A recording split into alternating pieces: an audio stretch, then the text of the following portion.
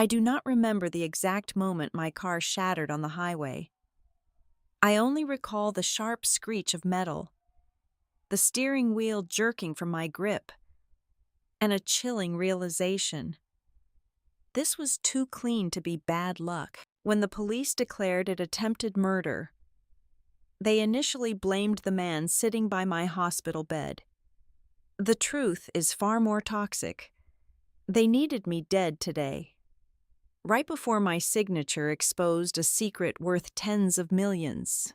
My name is Emery Ramirez. I am 34 years old. I live in Charlotte, North Carolina, a city that runs on banking and ambition, and I make my living seeing the things other people desperately want to hide. As a senior risk analyst at Northline Risk Partners, my entire career is built on anticipating disaster. I tear apart ledgers. I calculate the odds of structural failures, market crashes, and buried liabilities. I am paid to be paranoid. I am paid to look at a perfectly constructed facade and find the rot festering underneath. But I completely miss the rot festering in my own family. I miss the lethal threat parked right in my own driveway. It was a Tuesday morning.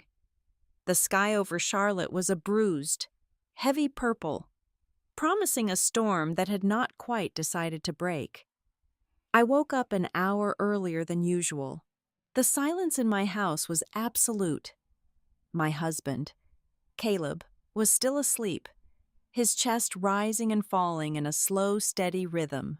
I left him a note on the kitchen counter, brewed a strong cup of dark roast coffee, and mentally prepared myself for the war ahead.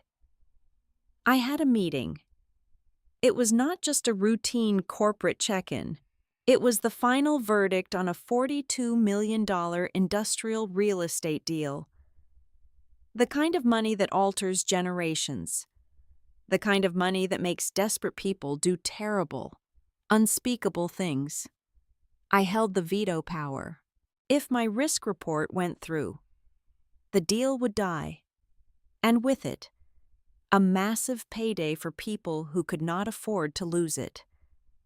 I grabbed my briefcase, slid into my silver SUV, and pressed the push-to-start button.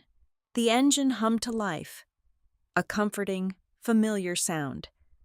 I connected my phone to the dashboard console. A notification popped up on the screen. There was a voicemail from my older brother, Wade. Wade rarely called before dawn unless it was an emergency. My finger hovered over the screen before I hit play. Don't make things any more complicated. That was it. Just one sentence. But it was the tone that made my blood run cold. Wade was usually a loud, frantic talker, always pitching a new idea or complaining about a setback. This voice was entirely devoid of its usual frantic warmth. It was flat. It was mechanical. It was cold. A sharp warning disguised as a simple request. I gripped the leather steering wheel, a tight knot twisting in the pit of my stomach. I tried to brush it off. Wade was drowning in financial stress. He was lashing out. I put the vehicle in reverse, backed out of my driveway, and headed toward the interstate. The suburban streets were quiet and damp. Streetlights cast long, amber shadows across the wet pavement. I drove through my neighborhood, my mind racing through the pages of my audit report, but a prickling sensation at the back of my neck pulled my attention away from the numbers. I glanced up at my rearview mirror. A black pickup truck was trailing me, about 4 car lengths back. I had vaguely noticed it idling near the brick entrance of my subdivision when I pulled out. Now, it was matching my exact pace. I turned right onto a main thoroughfare. The black truck turned right. I accelerated. The truck accelerated. I dismissed the rising paranoia. People commute early in this city. people drive black trucks. I told myself I was just keyed up from Wade's voicemail and the impending meeting. I turned my blinker on and merged onto the long, curving on-ramp for the highway. That was when I felt it. It started as a subtle, rhythmic vibration pulsing up through the steering column. A rapid shuddering that traveled up my arms and into my chest. It felt profoundly wrong. I eased my foot off the gas pedal.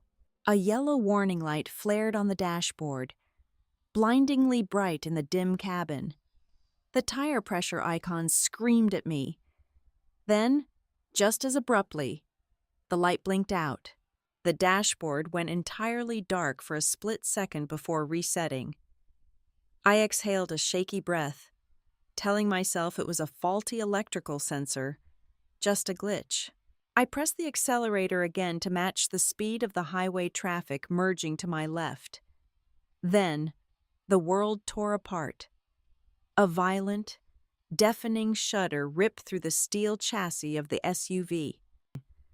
The front left side of the vehicle dropped toward the asphalt with a sickening, metallic crunch. The steering wheel violently jerked from my hands with the brutal force of a breaking bone. My wrists snapped back. I reached for the wheel, panic surging. But there was nothing to control. The connection was dead. The front left wheel had completely sheared off. Sparks showered the windshield like a massive firework explosion as the bare metal axle ground into the highway at 60 miles per hour.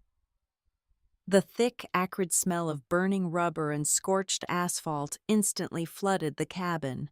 The SUV violently snapped sideways, defying all laws of physics. Gravity inverted. The horizon spun into a nauseating blur of gray concrete, flashing headlights, and heavy gray sky. I slammed both feet onto the brake pedal. Useless. I was a passenger in a 2-ton missile. The massive concrete divider rushed toward my driver's side window at an impossible speed. I braced my arms against the door, squeezed my eyes shut, and waited for the end. The collision was not a sound. It was an earthquake detonating inside my skull. Glass shattered into a million flying diamond teeth, slicing across my face and arms. The airbags exploded outward, punching my chest and knocking the breath from my lungs in a brutal, crushing wave. Metal folded like cheap paper, trapping my legs. Pain. Sharp, blinding, and absolute. Ripped through my ribs and deep into my abdomen. My head bounced fiercely against the shattered side window. Hot blood immediately poured into my left eye, blinding me on one side. The world slowed to an agonizing crawl. The destroyed SUV finally ground to a halt, pinned hard against the battered concrete barrier. I could not breathe. My lungs refused to expand. I could not move my legs.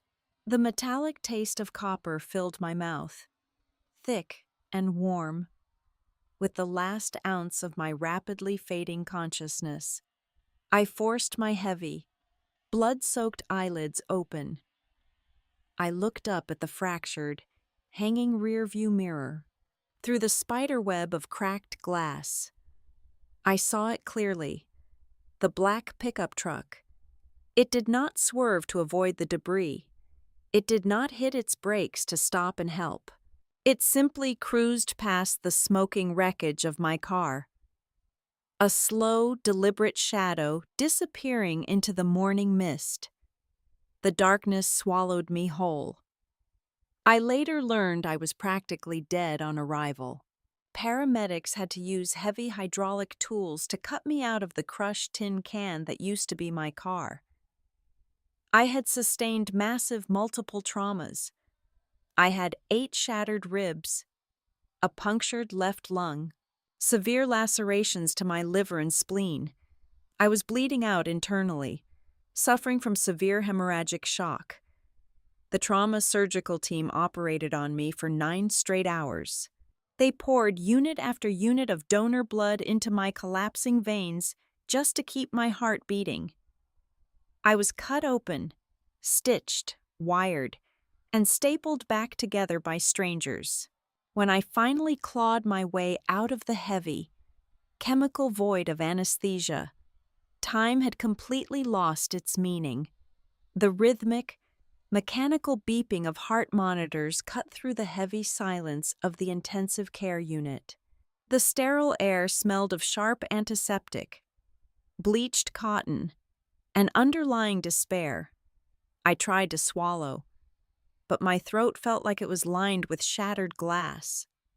A breathing tube had ravaged my vocal cords. I forced my eyes open. The fluorescent hospital light was harsh, burning my sensitive retinas. Through the blurry, watery haze, a figure slowly took shape beside my bed. Caleb, my husband. He looked like a hollowed-out ghost of the man I loved. His usually bright eyes were heavily bloodshot, rimmed with deep, bruised purple shadows from days without sleep. His dark hair was a wild, tangled mess. His crisp white dress shirt was deeply wrinkled, stained with dried coffee spills and what looked like drops of my own blood from the emergency room. He was leaning far forward in a plastic chair, his broad shoulders hunched in defeat. His hands, rough and incredibly warm, were wrapped tightly around my cold, bruised fingers. He held on to me with a desperate, crushing grip. He held me as if relaxing his muscles for a single second would cause me to flatline and vanish from his life forever. I tried to speak. A raspy, pathetic wheeze escaped my dry lips. Caleb's head snapped up instantly. The breath caught in his throat. A ragged sob broke from his chest, shaking his entire frame. "Emery," he choked out, his voice cracking. He pressed his face against my palm, his tears hot and wet against my skin. "I am here. I have got you. You are safe." I managed to squeeze his hand back. It was barely a twitch of my fingers, but it was enough to let him know I was still in there. I was still breathing. I had survived the crash. But as the heavy medical fog in my brain began to lift, pieces of the morning clicked back into place. The sudden warning light, the violently severed wheel, the $42 million deal on my desk, my brother's chilling, mechanical voicemail, and the slow, crawling black truck that watched me die in the rearview mirror. The cold, terrifying reality settled deep into my shattered ribs. This was no accident. The fog of medical-grade painkillers was a heavy, suffocating blanket, but the sharp, unfamiliar voices at the foot of my bed sliced right through it. I forced my swollen eyelids open. The harsh fluorescent lights of the intensive care unit burned my retinas. Two men in cheap, off-the-rack suits stood blocking the doorway, their expressions grim and unyielding. Silver badges hung from their leather belts. Detectives. They introduced themselves, though I could barely hear their names over the rhythmic thumping of my own erratic heartbeat in my ears. They did not come to offer condolences or check on my recovery. They came to deliver a nightmare. "Mrs. Ramirez," the taller detective said, his voice a low, gravelly hum. "We had forensics examine the wreckage of your vehicle." He held up a glossy photograph. I squinted through the purple swelling around my left eye. "The lug nuts on your front left wheel were not stripped by the impact of the crash," he explained, pointing a thick finger at the image. "They were deliberately replaced. Someone swapped the factory-grade steel for cheap, brittle metal alloys designed to shear off completely at high speeds." I tried to suck in a breath of air. but the thick bandages tightly wrapping my broken ribs punished me for the effort. The shorter detective leaned closer to the bed, his eyes narrowing. It was not just the hardware. The warning sensors connecting your tire pressure monitor to your dashboard were manually severed. Someone carefully spliced the internal wires and capped them so your computer system would not register a fault until the wheel actually detached.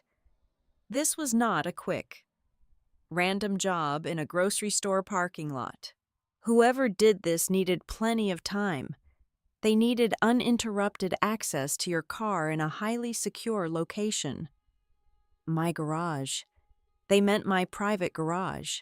Before my damaged brain could fully process the terror of a stranger standing in the dark of my own home, the heavy wooden door of my hospital room swung open with aggressive force.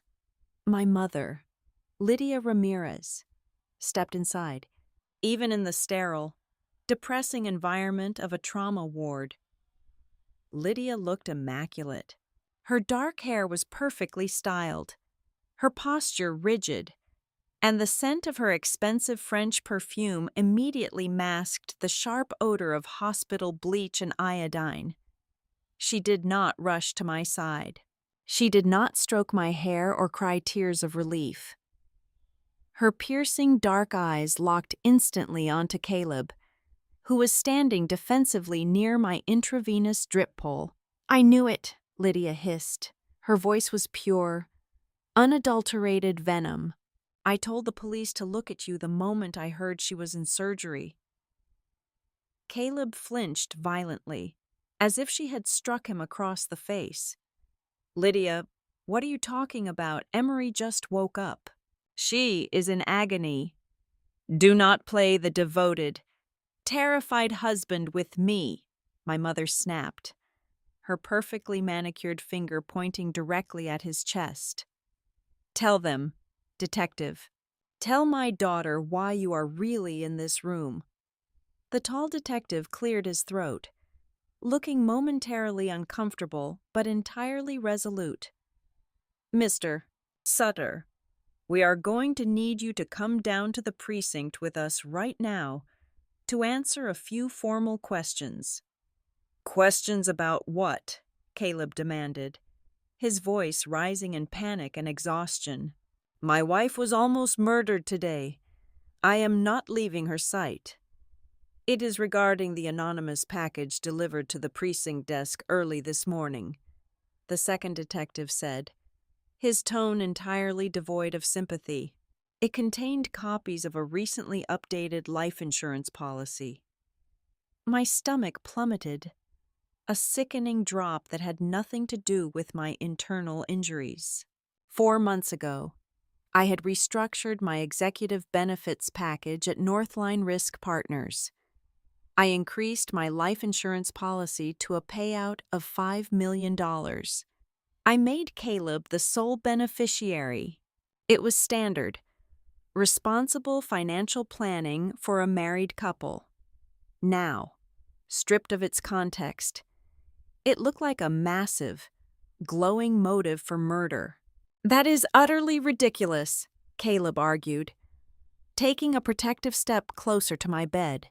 I did not even know the exact dollar amount on that policy. "The package also contained digital printouts," the taller detective continued, his gaze hardening into a glare. "High-resolution screenshots of text messages between the two of you, recent arguments about household finances, and a printed log of internet search history pulled directly from your shared home wireless network." "Search history?" Caleb echoed, his face rapidly draining of all color. "Detailed searches regarding spousal inheritance laws in the state of North Carolina," the detective said flatly, "and specific queries asking how long an insurance company typically takes to pay out a multi-million-dollar claim in the event of a fatal, single-vehicle car accident." The breathable air in the hospital room simply evaporated. My mother crossed her arms over her silk blouse, a look of grim, vindicated satisfaction settling over her sharp features. She had always wanted an enemy, and Caleb was the easiest, most convenient target. He was a freelance graphic designer. He was an outsider. He did not come from our cutthroat family world of hidden trusts and aggressive industrial real estate acquisitions. I desperately tried to speak. I needed to scream at them to stop this insane narrative. But the emergency breathing tube they had shoved down my throat during surgery had bruised my vocal cords so badly that only a harsh, pathetic rasp escaped my lips. I frantically shook my head from side to side, fighting through the agonizing, electric pain shooting up my spine. I lifted a trembling, bruised hand, reaching out for Caleb. Caleb immediately grabbed my fingers. "Emery, I swear to God, I did not do those internet searches. You know I would never hurt you. You know that." I knew it. I knew it deep in my shattered bones. Caleb was chronically disorganized. He was forgetful. We argued about mundane household expenses and his stalling career path. But he was not a cold, calculated killer. He did not know a lug nut from a spark plug. He could barely assemble a piece of wooden flat-pack furniture without calling customer service in frustration. The terrifying idea of him meticulously splicing automotive wiring harnesses in the dead of night was completely absurd. More than that, I knew exactly what he had done while I was bleeding to death on the operating table. My blood type is O negative. It is the universal donor type, but incredibly rare to receive. The hospital supply had been critically low due to a massive highway pileup the night before. Caleb is also O negative. The trauma nurses told me he had practically begged the phlebotomists to drain him dry. He sat in a hard plastic chair down the hall, tubes running from his veins, voluntarily giving pint after pint of his own blood just to keep my organs from shutting down. A man who orchestrates a fatal, high-speed crash does not tear his own veins open to reverse the damage. But the detectives did not care about his blood. They only cared about the paper trail placed neatly on their desks. "Sir, we need to ask you to step outside into the corridor." The detective ordered, his right hand resting casually near his heavy duty belt.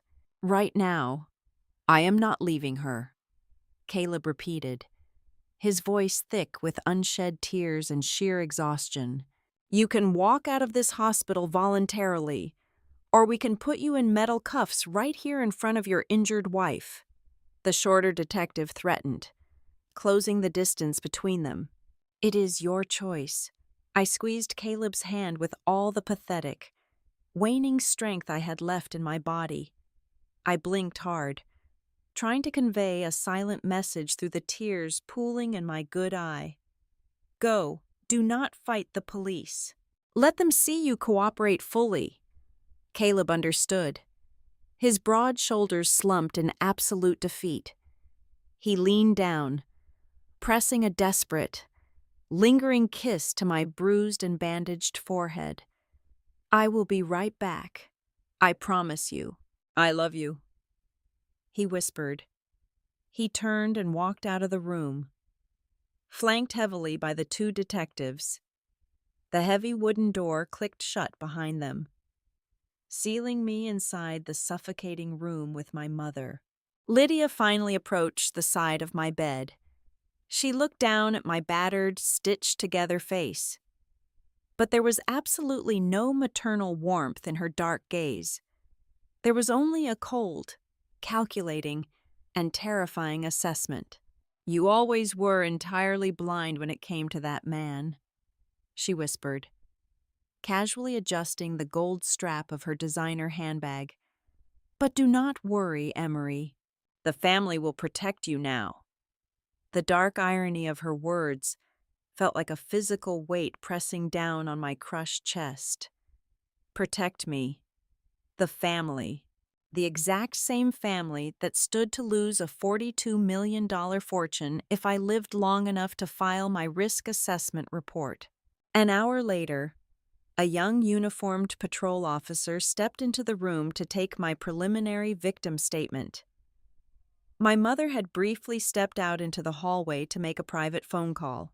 I asked the young officer for a plastic cup of ice water, using the brief moment of relief to clear my throat enough to force out a few raspy, painful words. "My husband," I croaked, my throat burning with every syllable. "Did he have a verified alibi for last night?" The officer looked sympathetic but highly hesitant. "I am not supposed to discuss the active investigation details with you, ma'am." "Please," I begged, the digital monitor beside my bed actively picking up my spiking, terrified heart rate. "Just tell me one thing. My security cameras at the house. Did the footage catch anyone walking near the car?" The young officer sighed heavily. Glancing nervously toward the closed door, he stepped closer to the side of my bed and significantly lowered his voice. "That is the main problem. Mrs. Ramirez, your husband explicitly stated the car was parked safely inside the closed garage all night. But forensics cannot verify that claim." "Why not?" I whispered, a fresh, icy wave of dread washing over my paralyzed legs. "Because your entire home security system was manually wiped," the officer replied. His eyes filled with grim, unsettling certainty. "The entire network hard drive was completely reformatted and permanently erased exactly 2 hours after your accident on the highway, right when your husband claims he was rushing through traffic to get to this hospital." The coldness started in the tips of my numb fingers and spread rapidly toward my racing heart. 2 hours after the crash, I was lying on a steel operating table having my chest cavity cracked wide open. Caleb was pacing in the surgical waiting room, frantically signing medical consent forms and donating his own lifeblood. He physically could not have been at our house. Someone else possessed our private access codes.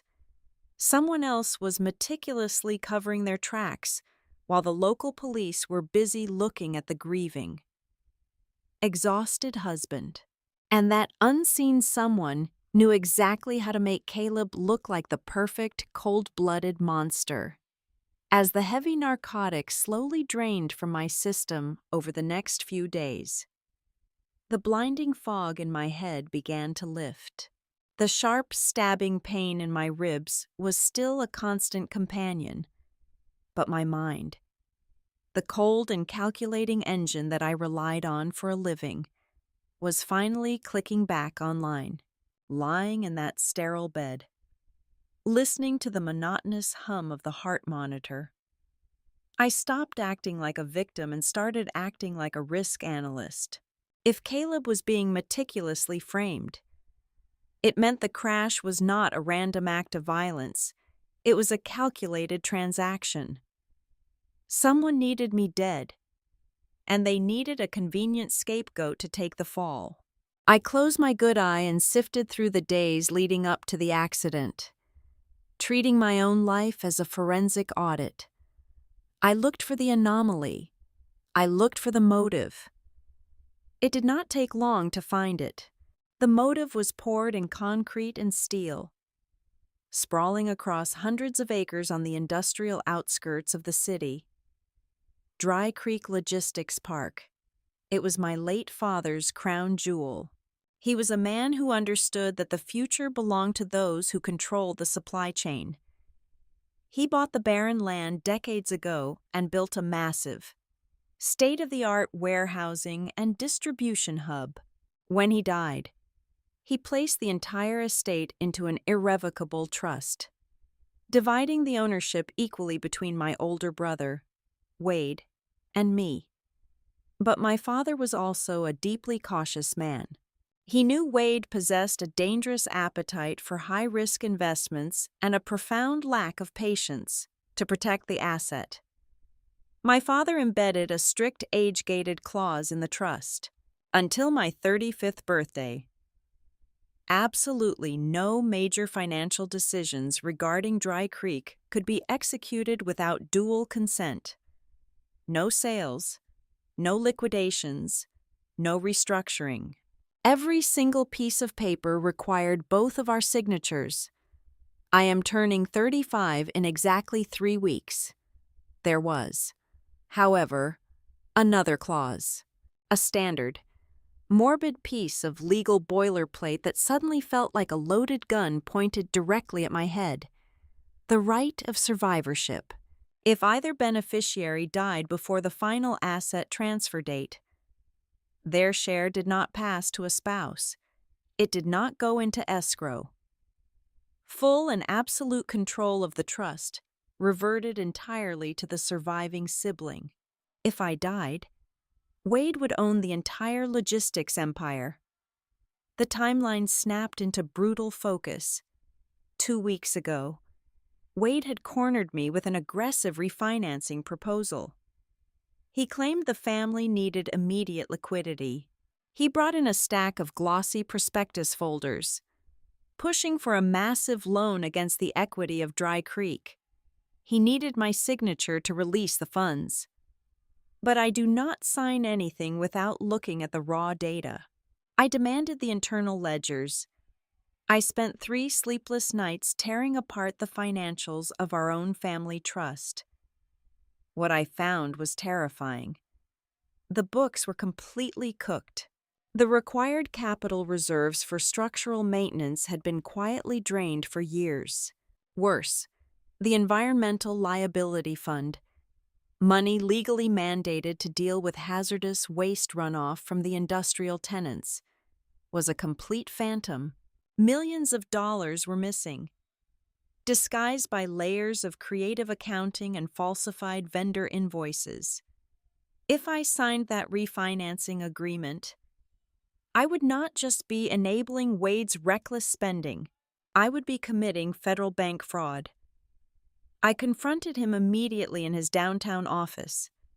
I refused to sign. I told him I was going to launch a full forensic audit to find out exactly where the money went.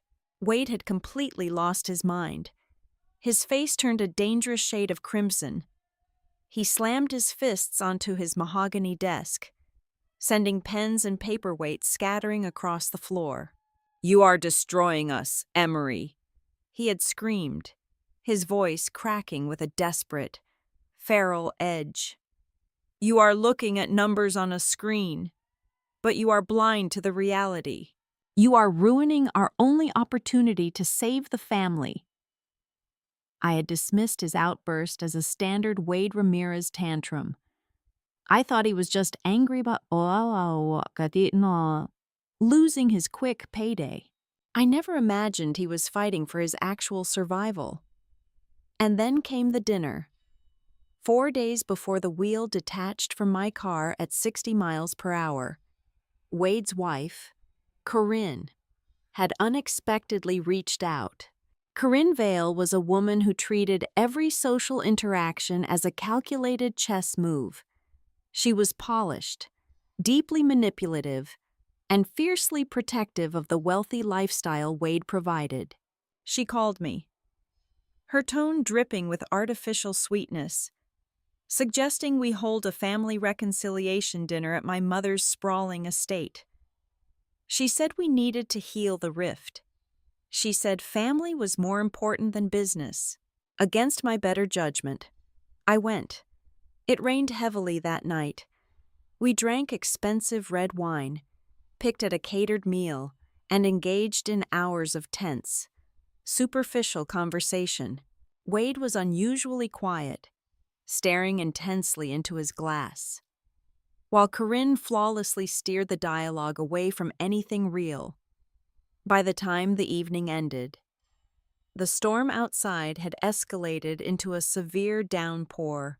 Corinne insisted I stay the night in my childhood bedroom.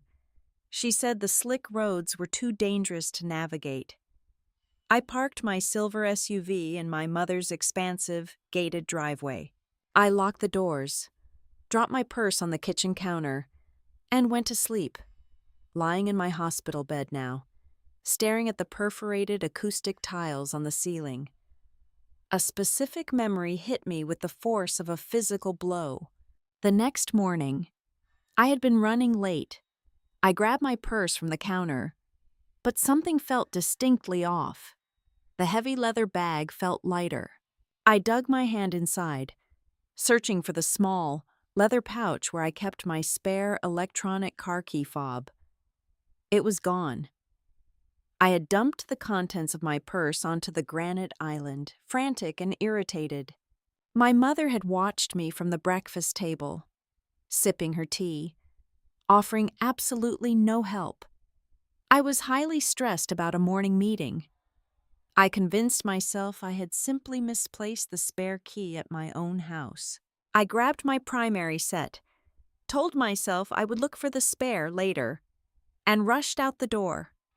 I never looked for it. I was too busy auditing the very fraud that was about to get me killed. A cold sweat broke out across my forehead, stinging the fresh lacerations on my face. The puzzle pieces locked together with sickening precision. The detective said whoever tampered with my car needed uninterrupted time and a highly secure location. They assumed the tampering happened in my own garage the night before the crash. But they were looking at the completely wrong timeline. The trap was set 4 days earlier. Corinne organized the dinner specifically to keep me overnight. They took my spare key straight from my purse while I slept down the hall. They had total, unhindered access to my vehicle in the absolute privacy of my mother's gated estate. They had hours to replace the heavy steel lug nuts. They had hours to sever the warning sensors. They turned my car into a ticking time bomb and handed it right back to me with a smile. The missing key was not a careless mistake. It was the murder weapon. And the wiped security footage at my house. That was just the final layer of the elaborate illusion. Someone used that stolen spare key, or a cloned radio signal, to briefly access my garage the morning of the accident, creating a digital footprint. Then they wiped the servers exactly 2 hours after the crash to frame Caleb. They knew the police would look at the husband first. They knew Caleb's lack of a solid alibi during his frantic rush to the hospital would make him the perfect target. My own flesh and blood, my brother, my sister-in-law, my mother's house. The betrayal tasted like heavy ash in the back of my throat. I shifted my weight, fighting the sharp agony in my broken ribs. I reached out with a trembling hand and pressed the red call button attached to the bed rail. A nurse's voice crackled softly through the intercom. "Yes, Mrs. Ramirez." "I need my phone," I whispered, my voice a raw, painful rasp. "I need to make a call." I did not need the police yet. The police were busy chasing the shadows my family had painted on the wall. I needed someone who knew how to hunt in the dark. I needed someone who understood that the blood running through our veins was not a bond of love, but a lethal liability. The people who tried to slaughter me on that highway thought they had won. They thought I was broken, silenced, and completely out of time. They were about to find out exactly why I am the senior risk analyst. I had calculated their odds of getting away with this. The probability was absolutely 0. I needed a ghost. I needed someone who could move silently through digital firewalls, untangle encrypted paper trails, and extract the truth without alerting the people hunting me. The local police were already treating my husband as their primary suspect. They were blind to the actual predators. So, I used a burner phone Caleb purchased from a hospital vending machine and called my closest friend, Nina Boone. Nina is a former senior fraud investigator for one of the largest global insurance syndicates. She spent a decade ripping apart staged accidents and corporate embezzlement schemes before leaving to start her own private intelligence firm. She processes human deception the way a supercomputer processes raw code. I gave her one simple directive. I asked her to dismantle the anonymous evidence that was systematically framing Caleb. 2 days later, Caleb smuggled my secondary encrypted work laptop into my hospital room, hidden deep inside a canvas bag of fresh clothes. He pulled the privacy curtain closed around my bed, kissed my forehead, and stood guard by the door while I logged onto a secure video link. Nina's face appeared on my screen. She looked exhausted, her glasses pushed up on her head, surrounded by glowing monitors in her dark home office. "They did not even try to make this hard," Nina said, her voice a sharp, clinical whisper. The anonymous screenshots sent to the precinct, the text messages supposedly showing you and Caleb arguing over money, they are completely fabricated. They were generated on a secondary, unregistered mobile device. Someone used an application to spoof Caleb's phone number. But the architect of this frame-up made a fatal, arrogant mistake. I shifted my weight, wincing as the thick bandages pulled against my stitched skin. What did they do? They were sloppy with their wireless connections, Nina explained, holding up a printed stack of network routing logs. When the device backed up the fake screenshots to a cloud server, it pinged a local internet provider. I pulled the origin protocol address. The data did not come from your house. It originated from a secure, private wireless network registered to a residential property in the wealthy suburbs. Whose property? I asked, though my chest was already tightening with a terrible suspicion. Ross Delaney, Nina answered flatly. Ross Delaney, my stepfather. He was a polished, silver-haired executive consultant who had married my mother a few years after my biological father suffered a fatal heart attack. Ross had swooped in wearing bespoke Italian suits, offering to manage our grief and our massive corporate assets. He had always played the role of the benevolent patriarch, the man who quietly kept the family empire from crumbling.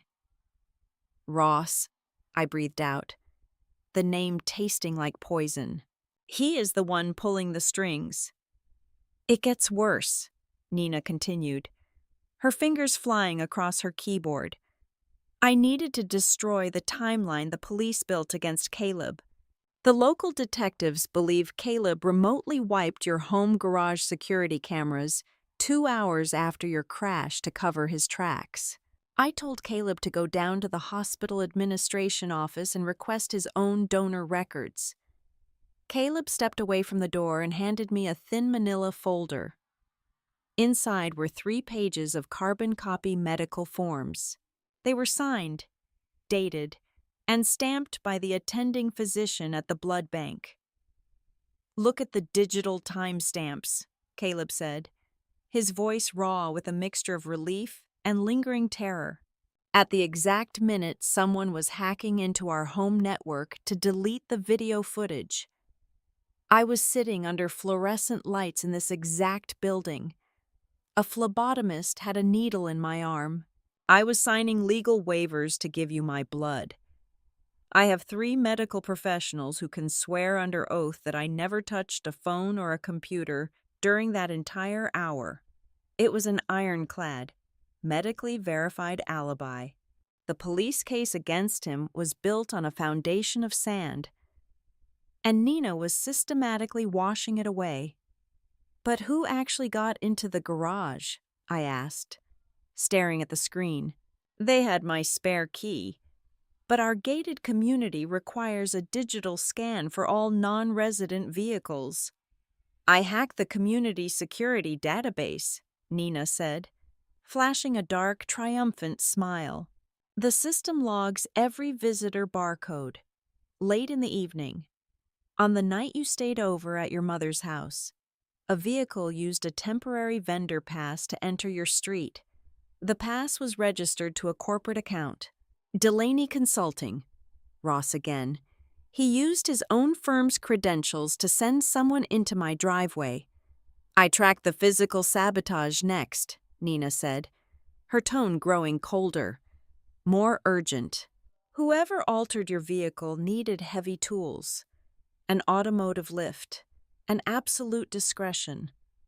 I started calling independent garages located far outside the city limits, places that ask zero questions and take cash only. I used a bit of social engineering, pretending to be an auditor for the state tax board. I found a dilapidated shop off a dirt road. Someone paid cash for a front-end suspension adjustment and a wheel alignment exactly 2 days before your crash. Did they leave a name? I asked, my heart pounding against my bruised ribs. A fake one, Nina replied. But the mechanic required a contact number on the intake form in case they needed to order parts. The client left a secondary mobile number. I ran a deep trace on it. The line is registered to a woman named Sarah Jenkins. The name hit me like a physical blow. Sarah Jenkins was not a mechanic. She was a personal assistant. Specifically, she was the highly paid, fiercely loyal personal assistant who worked directly for my sister-in-law. Corinne. The web was completely visible now. It was not just Wade throwing a desperate tantrum. It was not just Corinne orchestrating a dinner party to steal a key. It was a perfectly synchronized conspiracy managed from the top down by Ross Delaney. I closed the video link with Nina and stared blindly at my corporate laptop screen. I opened my company portal, navigating mechanically through my secure files. I wanted to see if Wade had tried to access my audit notes while I was unconscious. I clicked into my private drafts folder. There was a document sitting there, uploaded late on the night before my accident. It was an official termination letter. It was drafted on Northline Risk Partners letterhead, citing gross negligence, erratic professional behavior, and unauthorized access to client funds. It effectively fired me from the firm, stripping me of all my analytical credentials. It had not been sent. It was just sitting there, a loaded gun waiting for a trigger. Someone with massive corporate influence had pressured my firm to draft it. Someone like Ross. Later that afternoon, my mother, Lydia, walked into my hospital room. She brought a bouquet of expensive white lilies, arranging them meticulously in a plastic vase. I watched her, measuring my words carefully. "Mother," I said, my voice low. "Have you noticed Ross acting strangely lately? His consulting firm. Is it facing any financial pressure?" Lydia stopped arranging the flowers. Her posture went completely rigid. She turned to face me, her dark eyes flashing with sudden, fierce anger. "Do not ever question that man," Lydia snapped, her voice sharp enough to cut glass. "When your father died, this family was drowning. We were facing tax audits and predatory lenders. Ross stepped into the fire. He negotiated the settlements. He carried the weight of this entire family on his shoulders, so you and your brother could live comfortably. He is the only reason we still have an empire. You will treat him with absolute respect." She was entirely indoctrinated. She refused to see the monster standing right beside her. I nodded slowly, apologizing to diffuse her anger, and let her leave. Alone again in the quiet room, the final, terrifying truth finally locked into place. I looked at the drafted termination letter on my screen, and then I thought about the violently severed wheel on the highway. If they had simply fired me, I would have lost my authority to audit the family trust. I would have been discredited. But a termination was messy. I could fight it.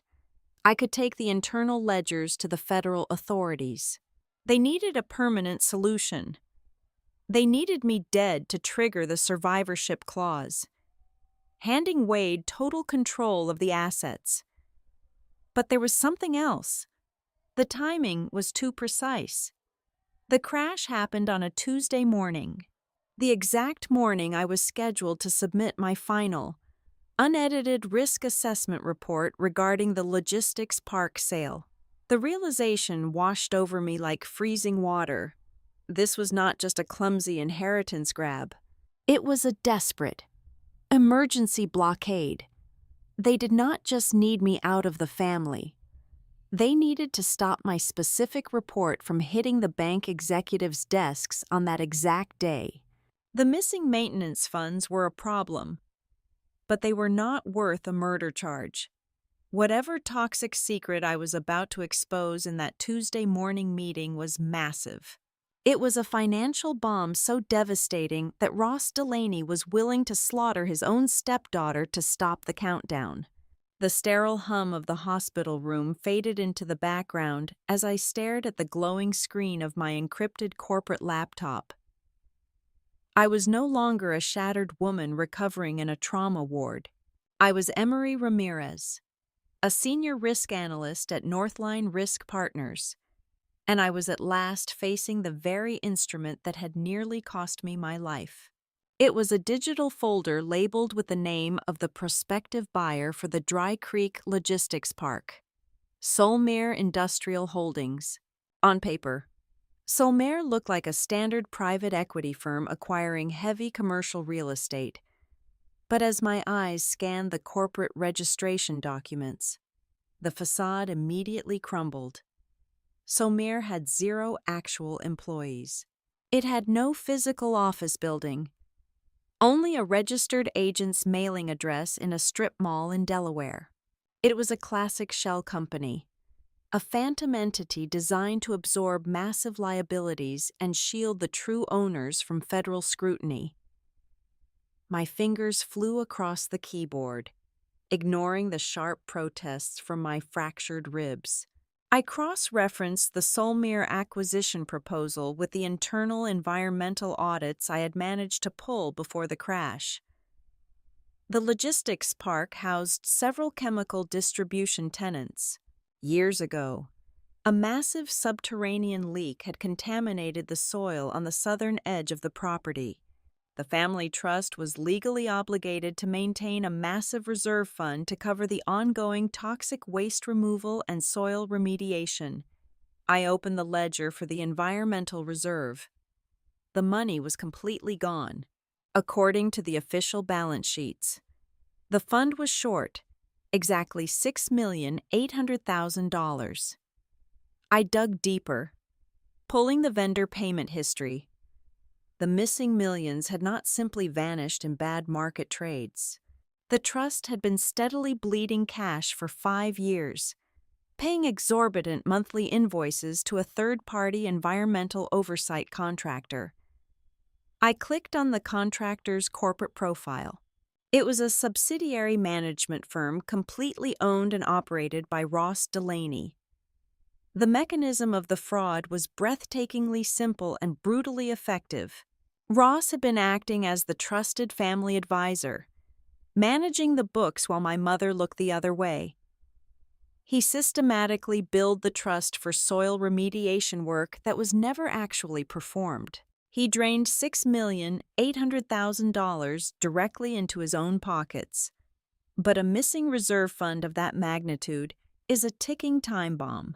You cannot sell a highly regulated industrial property without a pristine environmental sign-off. If the buyers or the federal regulators discovered the toxic soil was still there, the family would face criminal negligence charges, and Ross would go to federal prison for embezzlement. That was why Wade was so desperate to push the sale to Solmere Industrial Holdings. Ross had engineered the entire deal. Solmere was not a legitimate buyer. It was likely another ghost entity controlled by Ross's associates. They were going to purchase the property, absorb the environmental liabilities on paper, declare the shell company bankrupt a few months later, and legally wash the toxic debt away forever. The $42 million deal was not a rescue plan for the family. It was a highly coordinated corporate cover-up, and I was the only person standing in the way. The encrypted messaging application on my laptop chimed softly. It was Nina. I accepted the secure video call. I got into the Northline Risk Partners internal email server, Nina announced, her face illuminated by the harsh blue light of her monitors. I had to bypass a serious firewall, but I found your outbox. I looked at the exact timeline of your scheduled communications on the morning of the crash. What did you find? I asked, my voice a tense whisper. You had a highly classified internal risk memo scheduled to automatically send to the primary lending consortium at exactly noon that Tuesday. Nina explained, her eyes darting across her screen. That memo contained your preliminary findings regarding the falsified waste disposal records and the missing funds. If that email had gone out, the lenders would have legally frozen the entire $42 million transaction within seconds. But it never went out, I concluded, the chilling reality settling into my bones. No, it did not, Nina confirmed. Someone with top-tier administrative access logged into your corporate account and manually terminated the scheduled send. They killed the email exactly 47 minutes before noon. You were in an operating room having your chest cavity reconstructed, and someone was sitting at a desk quietly erasing your final warning to the banks. The attack was never about a sudden burst of family anger. It was an assassination disguised as a tragic highway statistic, executed with a strict corporate deadline. The heavy door to my hospital room swung open.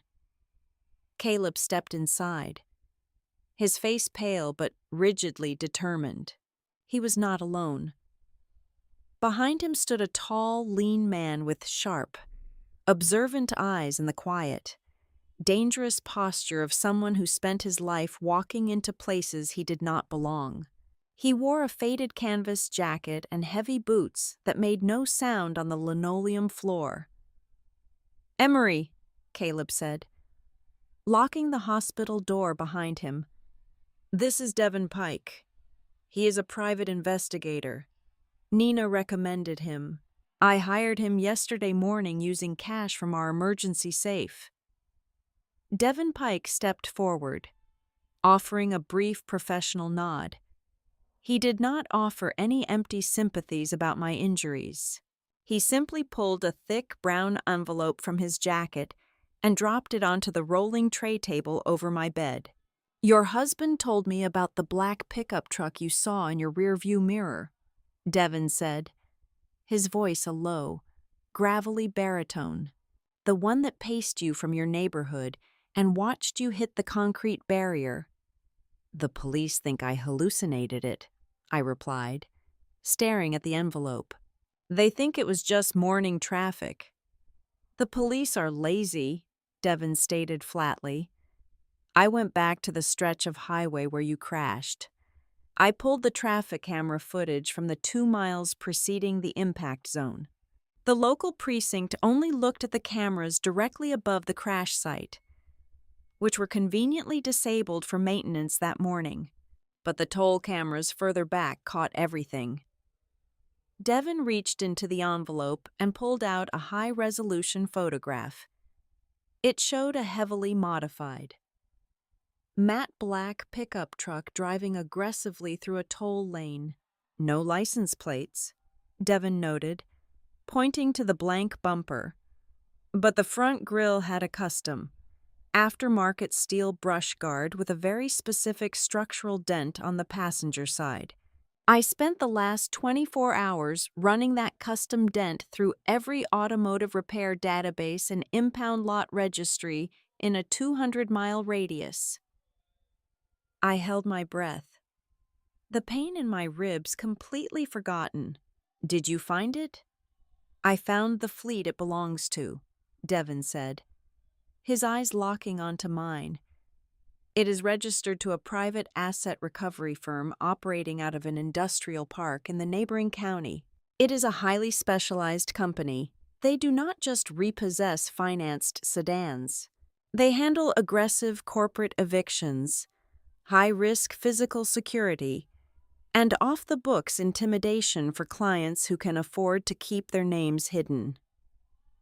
Thugs, Caleb murmured, his fists clenching at his sides. They hired professional thugs to kill my wife. It gets much worse, Mr. Sutter. Devon corrected him grimly. I know how these shadow firms operate. They do not take a job like this without a massive, untraceable retainer. I bribed a contact at their primary banking institution to pull their recent incoming wire transfers. 3 days before your car was sabotaged, the asset recovery firm received a massive cash deposit. Devon laid a printed bank ledger on top of the photograph. He tapped his finger against a highlighted row of numbers. The money originated from an offshore account belonging to a corporate entity called Apex Financial Holdings, Devon explained. I stared at the name, my mind racing through the thousands of corporate documents I had reviewed over my career. Apex Financial Holdings. It was a familiar ghost. Apex is the parent company of Delaney Consulting, I said, my voice dropping to a hollow whisper. It is Ross. Ross paid the asset recovery team. He paid the people who drove that black truck. The entire room fell into a heavy, suffocating silence. The picture was terrifyingly complete. Ross Delaney had spent years siphoning millions of dollars out of my family's trust. When I began digging into the numbers and threatened to block the Solmere sale, I became an active threat to his freedom. He could not just fire me. He could not just argue with me. He had to completely eliminate the risk before noon on a Tuesday. He used Corinne to steal my spare key. He used Wade's desperate financial situation to secure his blind cooperation. He hired a team of professional corporate mercenaries to meticulously destroy the steering column of my vehicle. He framed my husband to keep the local detectives occupied. And then he sat back in his tailored suits, waiting for the highway patrol to call my mother with the tragic news. They thought I was just a stubborn sister interfering in a family business deal.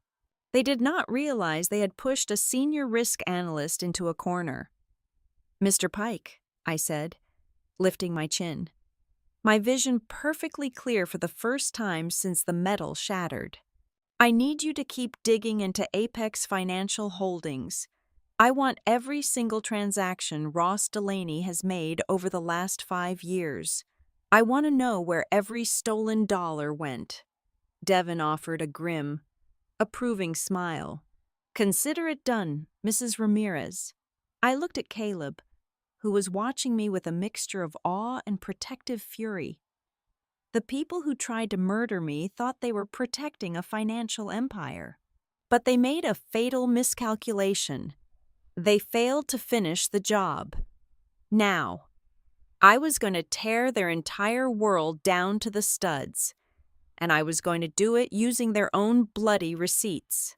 The afternoon sun beat down on the pristine, turquoise water of the infinity pool behind my mother's estate.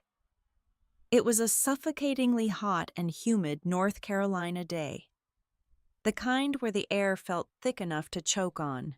Lydia Ramirez usually spent these afternoons indoors, protected by central air conditioning and tinted windows. But the silence of the massive house had become unbearable. She walked out onto the stone patio, a crystal glass of iced tea in her hand, seeking a brief moment of peace. She found the exact opposite. Voices drifted over the meticulously manicured hedges from the lower terrace. Frantic, hushed, and laced with absolute panic. Lydia froze, her hand gripping the cold glass tightly. She instantly recognized the sharp, strained pitch of her daughter-in-law, Corinne, and the heavy, ragged breathing of her son, Wade. Lydia stepped closer to the edge of the stone wall, hiding herself entirely behind a massive terracotta planter. "You need to calm down," Corinne hissed, her voice trembling violently. "If you lose your nerve right now, we lose absolutely everything." "Calm down," Wade fired back, his tone dripping with raw desperation. "She is lying in a hospital bed with her ribs wired together. The police are swarming the absolute hell out of her husband. This was not the plan." "Corinne, this is entirely out of control." "It was only supposed to scare her," Corinne blurted out, her polished, country club facade completely fracturing. "It was just supposed to send a clear message. A bump, a wrecked car.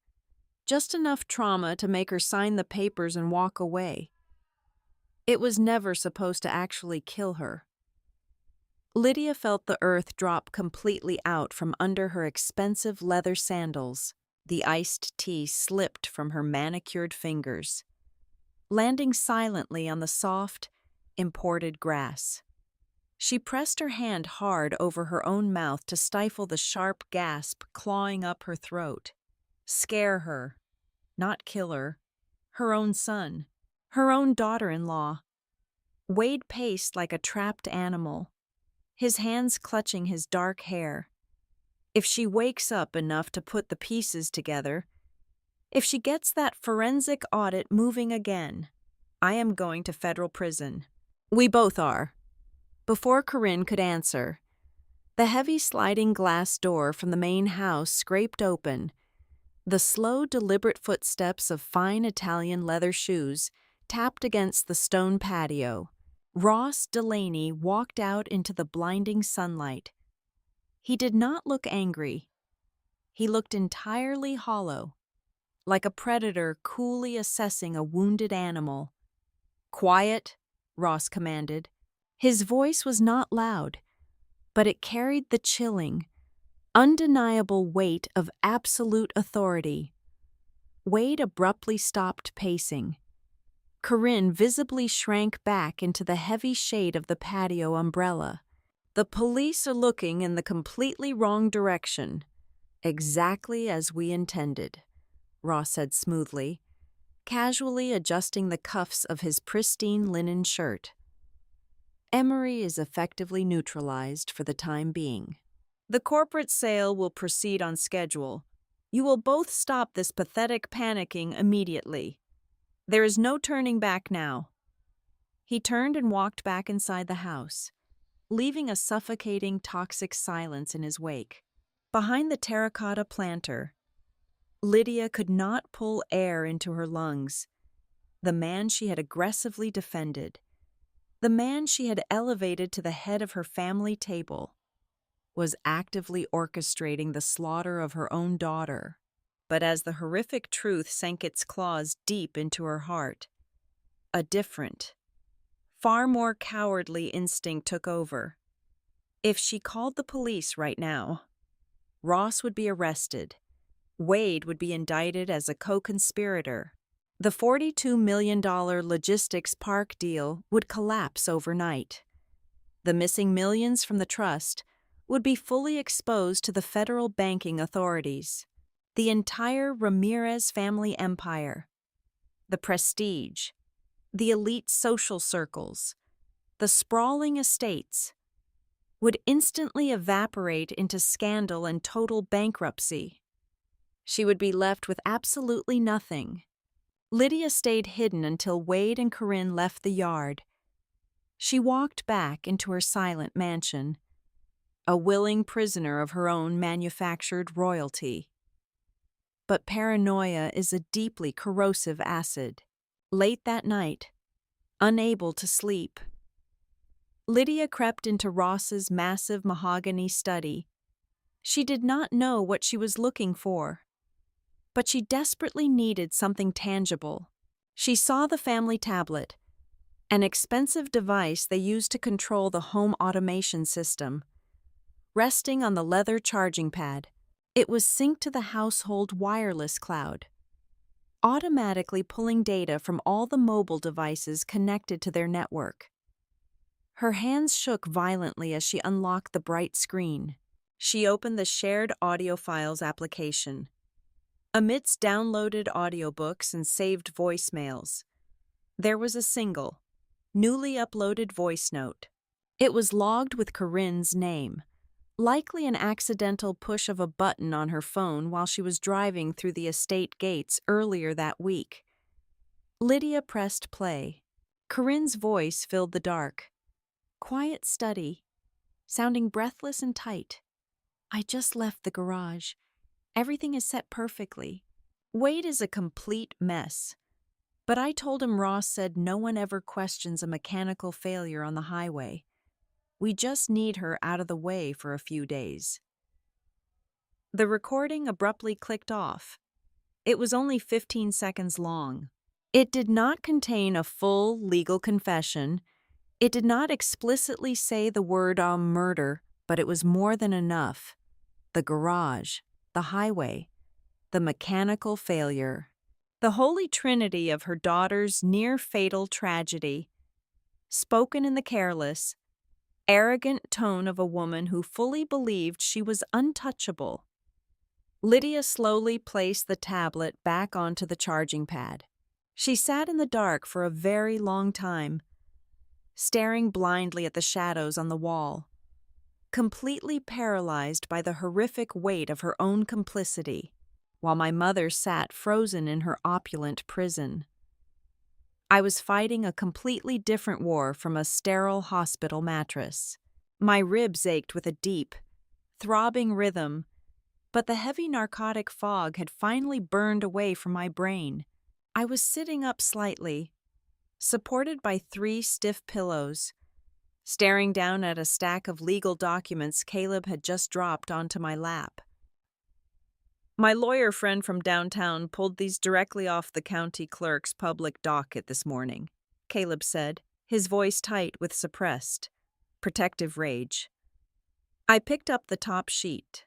The thick black legal header made my stomach aggressively twist. It was an emergency petition for temporary conservatorship. Wade had officially filed papers with the state court. He was claiming that due to my severe traumatic brain injuries and heavy medication protocol, I was medically and legally incapacitated. He was petitioning a judge to temporarily strip me of my fiduciary duties over the family trust and grant him sole, unilateral signing authority. He cited the urgent need to finalize the logistics park sale to prevent the family from falling into catastrophic financial ruin. He was trying to legally bury me while I was still breathing. If a judge signed that order, Wade could execute the sale to the shell company, wipe out the environmental liabilities, and effectively pardon Ross for embezzling millions of dollars. They really think I am weak, I whispered, gripping the heavy paper until my knuckles turned stark white. They think because I am stuck in this bed, I cannot stop them from stealing everything. Emery, you need to rest, Caleb urged gently, reaching out to softly touch my uninjured shoulder. Let the police handle the crash investigation. We can fight the conservatorship later when you are stronger. There is no later, I snapped, ignoring the sharp, blinding spike of pain in my chest. If they get that signature today, the money completely vanishes. The proof vanishes, and then they will have absolutely no reason to keep me alive. The next time my car crashes, or my intravenous line gets quietly swapped in the dark, they will make sure I do not wake up. I looked up at Caleb. He saw the cold, unyielding shift in my eyes. The terrified, broken victim was gone. The senior risk analyst had returned to the table. Call Nina, I ordered, my voice dropping an octave. losing all its previous fragility. Tell her to get down here right now and bring a licensed notary public. 1 hour later, Nina Boone stood at the foot of my bed, her arms crossed, her sharp eyes scanning the conservatorship petition. A quiet, elderly notary from the hospital administration office waited patiently by the door. "Wade is moving incredibly fast," Nina noted, tossing the petition back onto the tray table. "He knows the window is rapidly closing. He needs that money cleanly washed before the forensic auditors catch up to the missing millions." "He is not going to get it," I said flatly. I reached for the blank legal pad Caleb had brought me. I clicked a pen with my good right hand. I did not need a corporate lawyer to draft this specific document.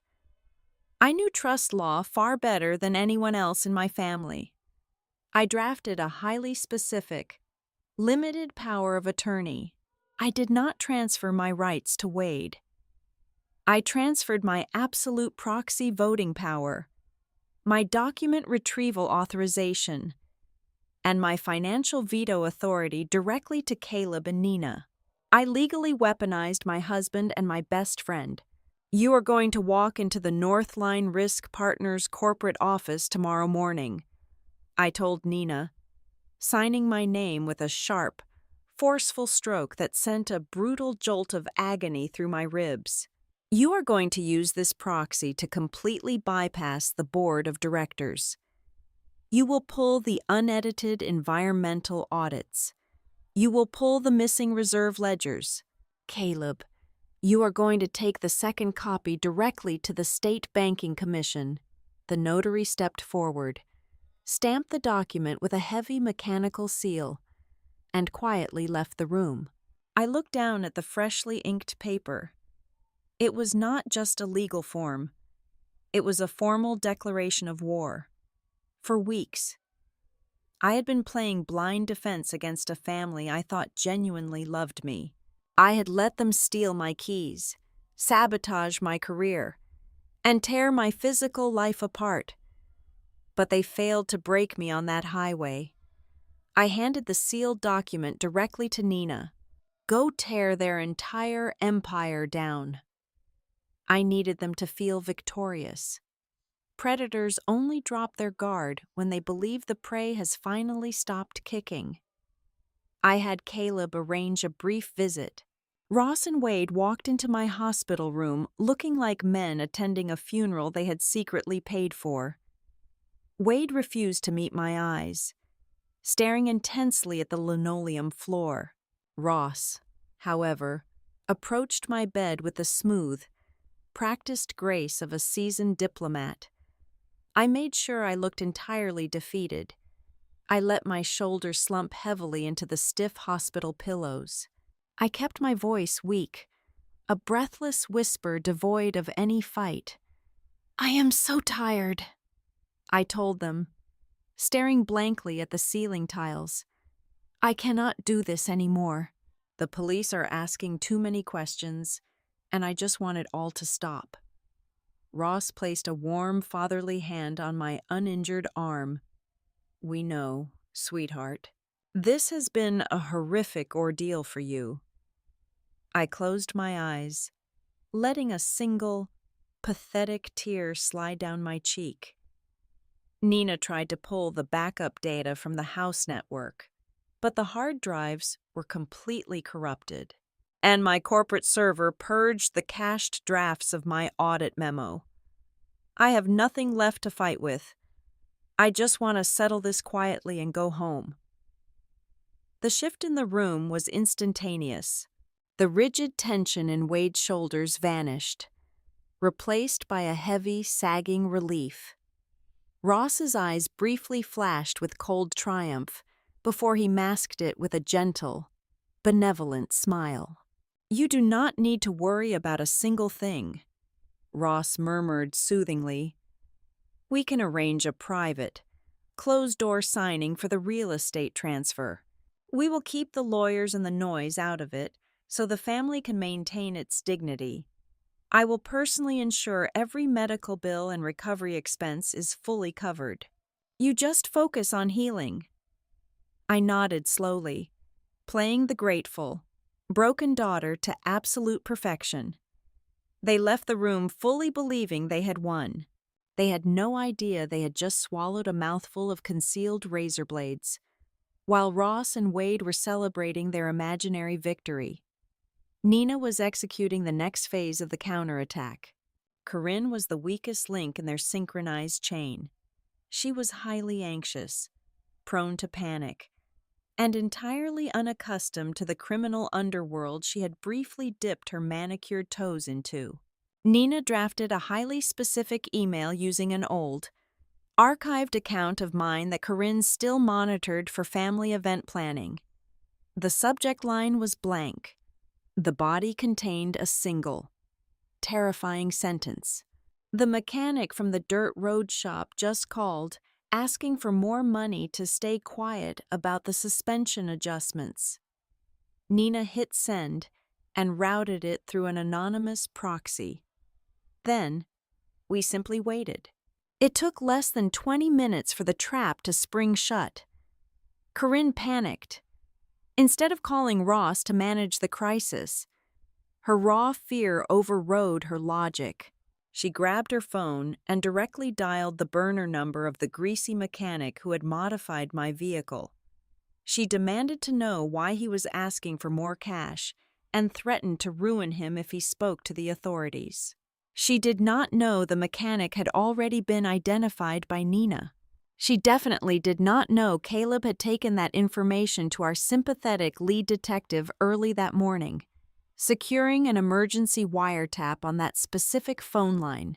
The police quietly recorded every single hysterical word Corinne screamed into the receiver.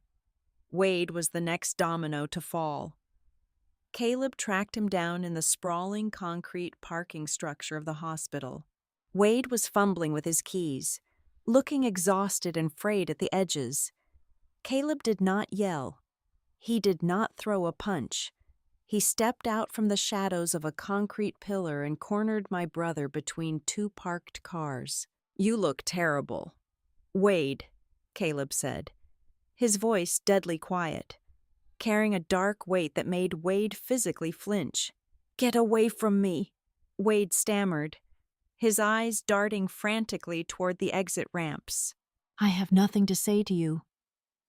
"You do not have to say anything," Caleb replied, stepping closer, trapping him. "I already know. I know about the stolen spare key. I know about Corinne setting up the dinner. I know you traded your own sister's life just to cover up your massive debts." Wade's face drained of all color.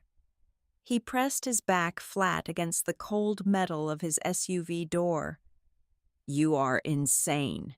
You cannot prove any of that." "I do not need to," Caleb whispered, leaning in so close Wade could feel his breath.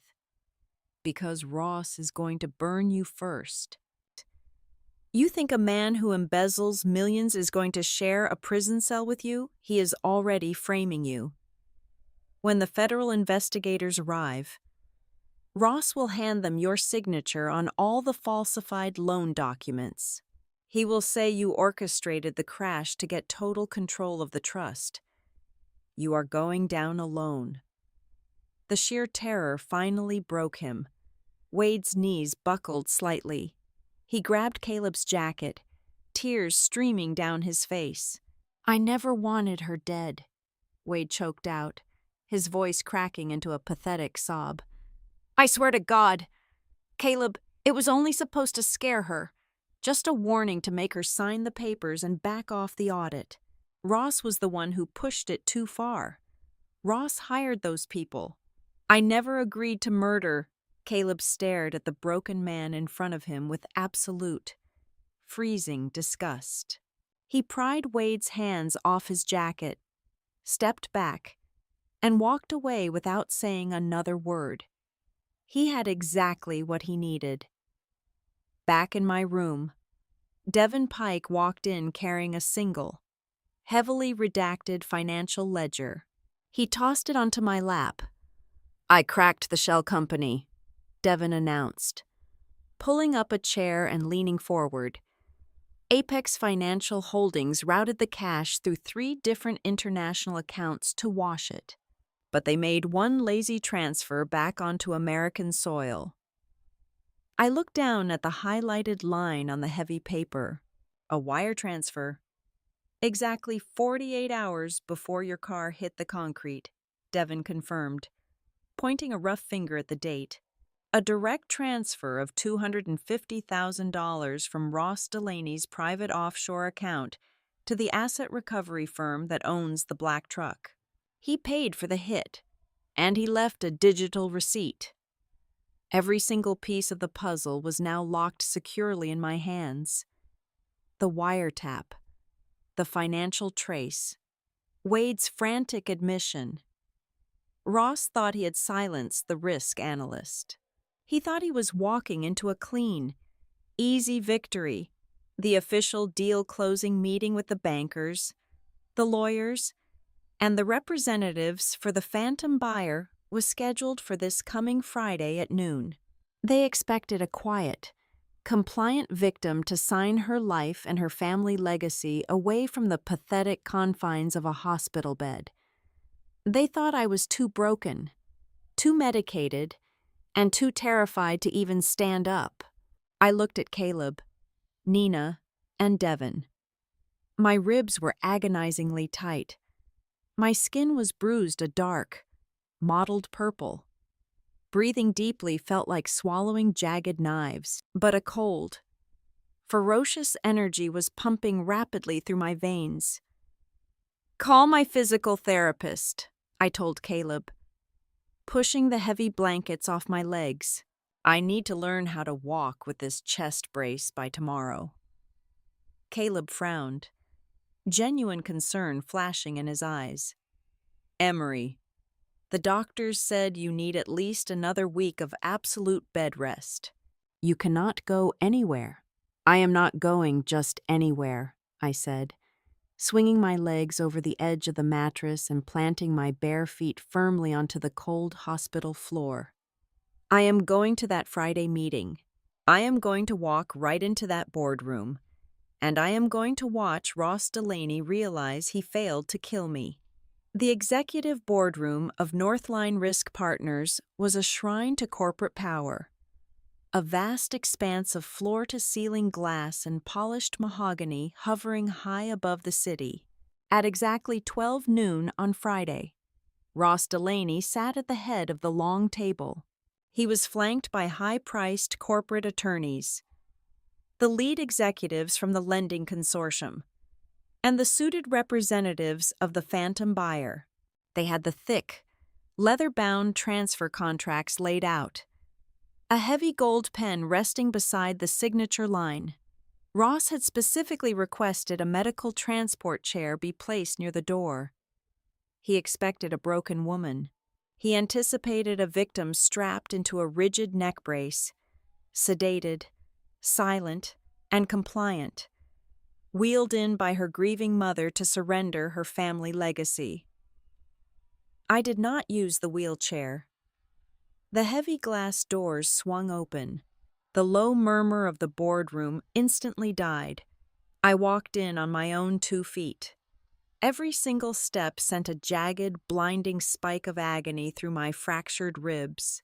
I wore a tailored black blazer carefully draped over my rigid medical chest brace, my posture meticulously straight.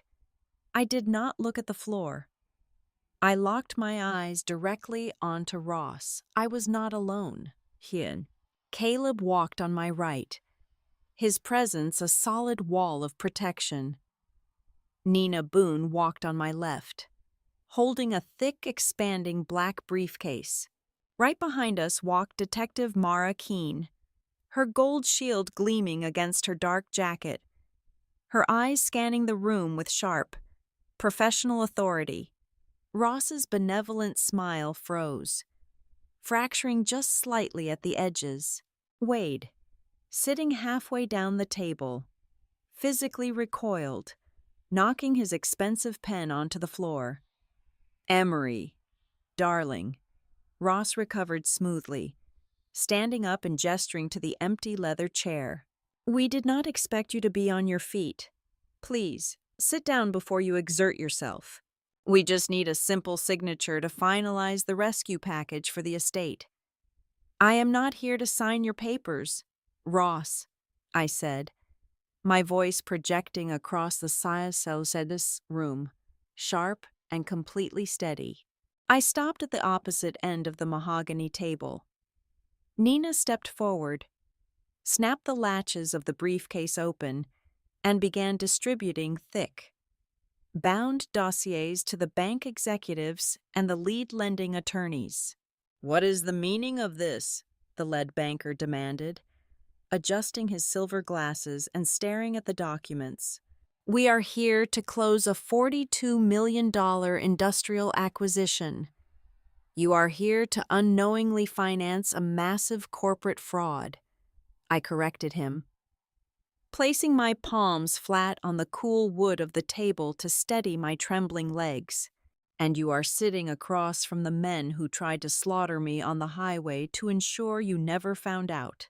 The room erupted into shocked, angry murmurs. The lawyers immediately started to protest.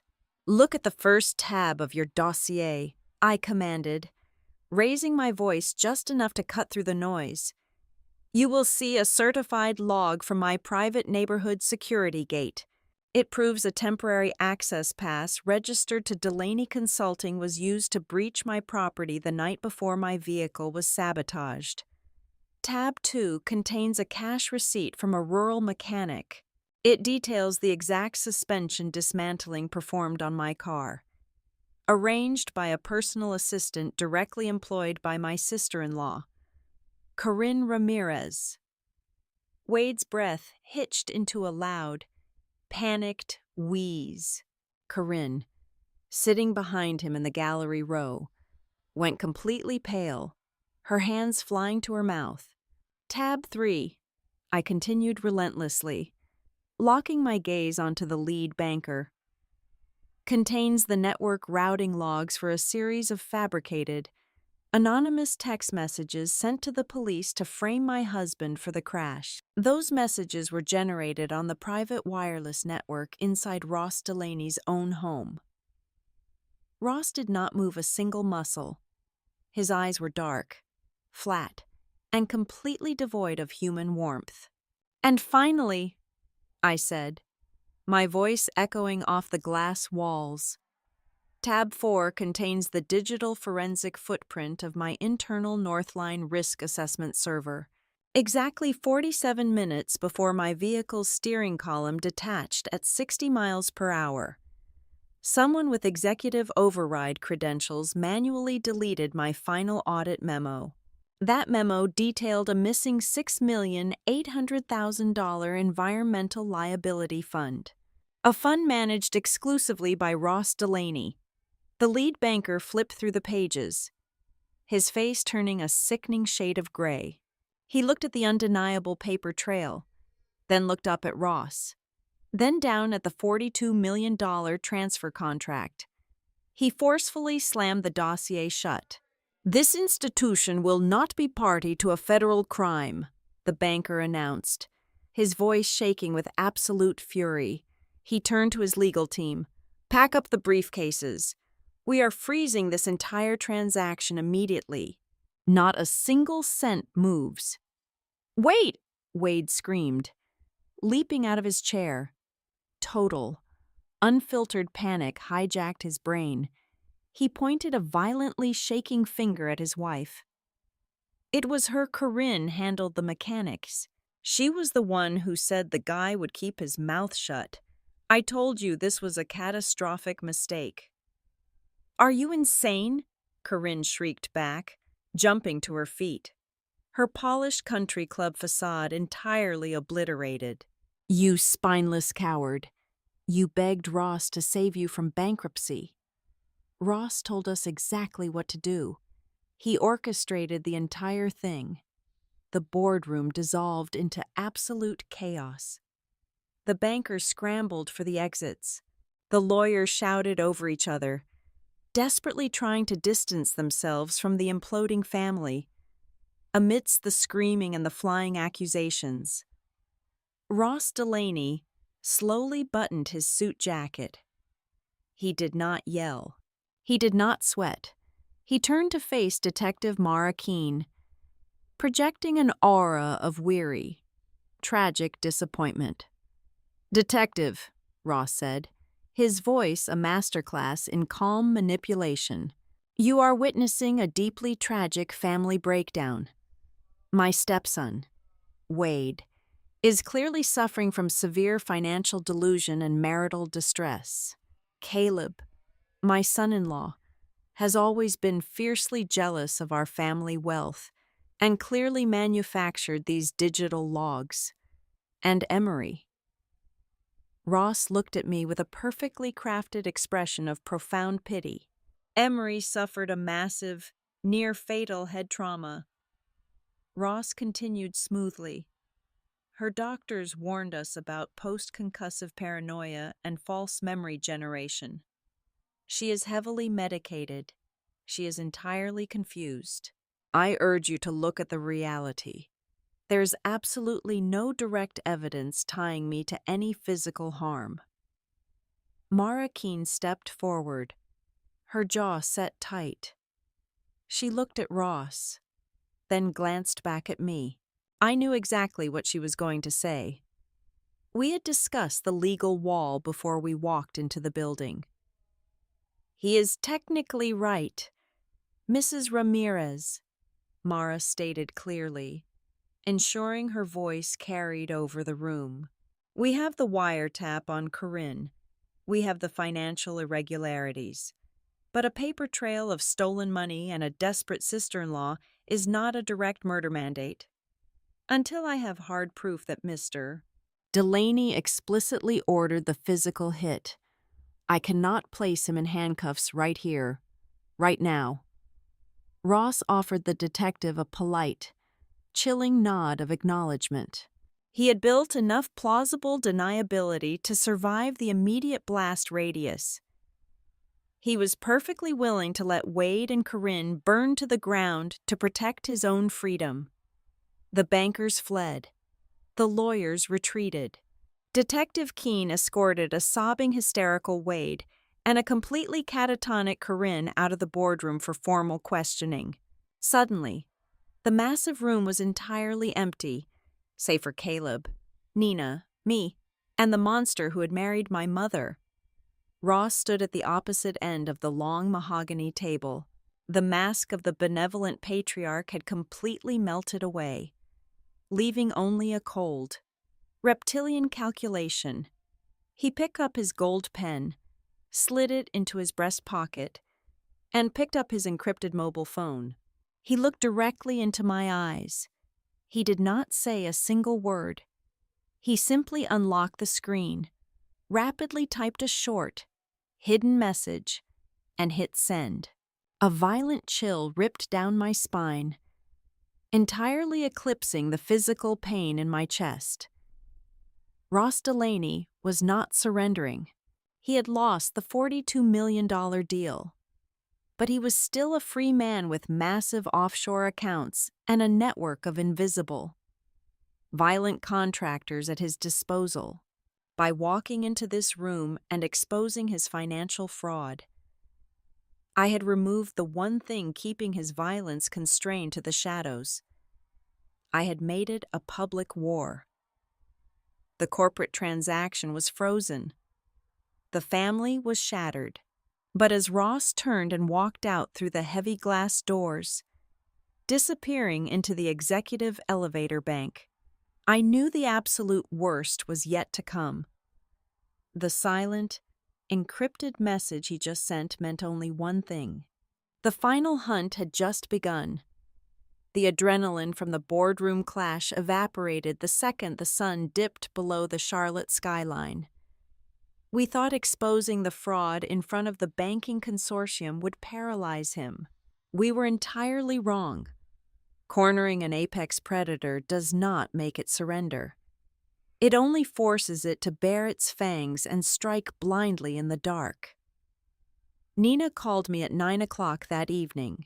I was sitting in a secure hotel room Caleb had rented under a fake name, staring at the muted television screen. Nina's voice, usually a fortress of calm, analytical logic, was shaking violently. My apartment. She breathed heavily into the receiver, the sound of sirens wailing in the background. Someone kicked the front door right off its heavy steel hinges. I sat up straight, ignoring the sharp, protesting ache in my fractured ribs. "Are you safe? Did they hurt you?" "I was not home," Nina replied, her breath hitching. "But they tore the place apart. Emery. They did not touch my expensive jewelry. They ignored a stack of $100 bills sitting right on my nightstand. They only took one thing: the primary encrypted solid-state drive, the one containing the digital copies of the forged text messages, the security gate logs, and the offshore bank routing numbers." My blood ran completely cold. Ross was systematically wiping the board clean. Less than 20 minutes later, Caleb's mobile phone vibrated on the glass coffee table. It was Devin Pike. Caleb answered, putting the device on speaker. The private investigator sounded like he was spitting blood, his words punctuated by the loud, hissing sound of a ruptured radiator. "I am out on County Road 44. Devin growled, coughing harshly. "That custom matte black pickup truck just ran me completely off the asphalt. My vehicle is currently wrapped around a massive oak tree in a ditch. I'm walking away with a minor concussion, but the message is crystal clear. They are burning the evidence and anyone attached to it." The walls of the hotel room felt like they were rapidly closing in. Ross was using his untraceable wealth to orchestrate a massive cover-up, and the local police were still bound by bureaucratic red tape. Then came the call from Detective Mara Keene. Her tone was sharp and filled with deep frustration. "Corinne never made it to the precinct for her official deposition," the detective stated flatly. "She completely vanished from her sister's house just before sunset. Wade is sitting in a holding cell right now, crying his eyes out. He is completely convinced his wife took her passport and fled the country to save herself from federal prison." I closed my eyes, pressing my trembling fingers against my temples. Corinne was gone. The hard drives were stolen. Devin was temporarily sidelined. The ironclad case we had built just hours ago was rapidly dissolving into thin air. At exactly 10 o'clock, my untraceable burner phone rang. It was a blocked, restricted number. I pressed the cold plastic to my ear, signaling Caleb to remain absolutely silent. "Listen very carefully," a rough, synthetic-sounding male voice ordered. The audio was digitally masked, hiding any recognizable cadence. "You have until midnight. You are going to sign a full proxy transfer of the trust to the Somir Holding Company. If you refuse, we release a secondary batch of deep fake digital evidence directly to the district attorney. It will categorically prove your husband paid for the hit on your car to collect the $5 million insurance policy. We have digital receipts that will put him at the mechanic's shop. He will spend the rest of his life in a maximum security block." I looked at Caleb.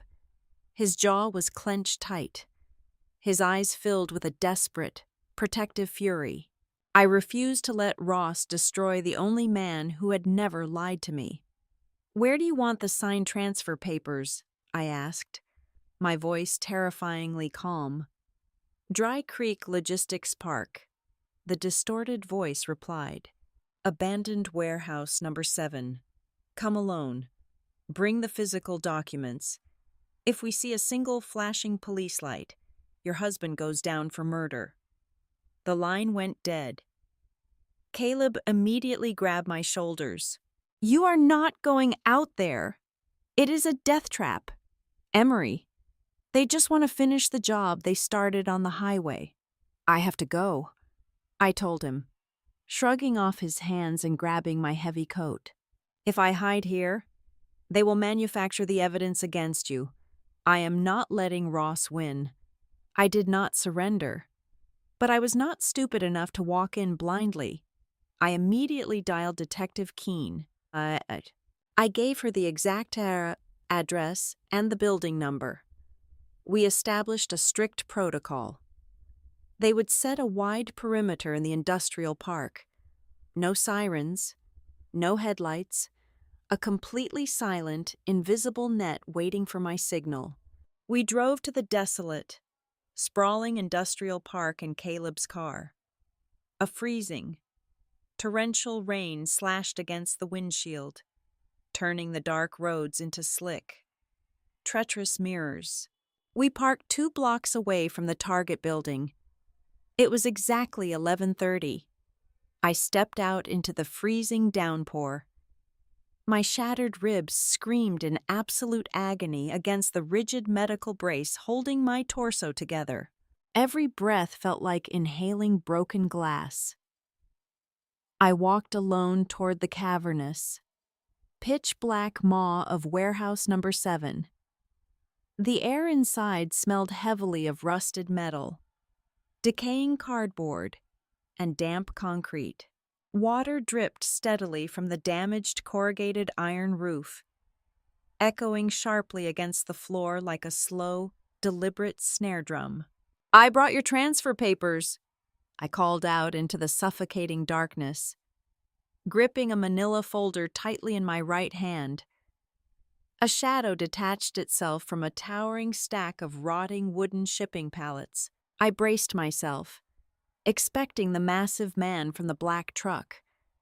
But the figure stepping into the dim moonlight filtering through the shattered skylights was small, frail, and trembling violently. It was Corinne. She was soaking wet. Her expensive designer coat was ruined, stained with dark grease and mud.